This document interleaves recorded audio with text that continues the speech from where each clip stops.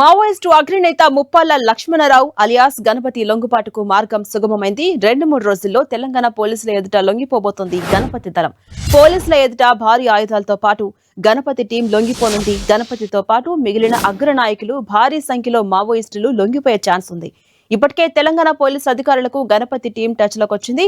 ఇన్నాళ్ల పాటు నేపాల్లో మకాం వేసిన గణపతి 2018 వరకు మావోయిస్టు పార్టీని లీడ్ చేశారు. అనారోగ్య కారణాలతో పార్టీ కేంద్ర కార్యదర్శి పదవిని వదిలిపెట్టిన గణపతి నేపాల్, ఫిలిప్పీన్స్ లో మకాం వేశారు. 50 ఏళ్ల పాటు మావోయిస్టు ఉద్యమాన్ని నడిపిన ముప్పాళ్ల వెంకటేశ్వరరావు అలియాస్ గణపతి ఆపరేషన్ కగార్ తర్వాత అజ్ఞాతంలోకి వెళ్లిపోయారు. ప్రస్తుతం ఆయన నేపాల్లో ఆశ్రయం పొందుతూ ఉన్నట్టుగా జోరుగా ప్రచారం కొనసాగుతోంది. మార్చి 31వ తేదీకి భారత్లో మావోయిజం అంతం చేస్తామని ప్రకటించిన బీజేపీ ప్రభుత్వం అందుకు తగ్గట్టు ఆపరేషన్ కగార్ పేరుతో మావోయిస్టులపై భారీ ఎత్తున దాడులు చేపట్టింది.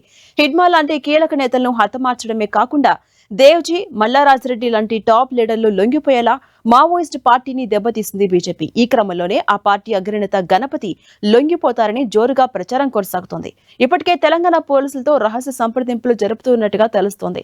వృద్ధాప్యం, అనారోగ్య కారణాలతో లొంగిపోతున్నారని టాక్ వినిపిస్తోంది.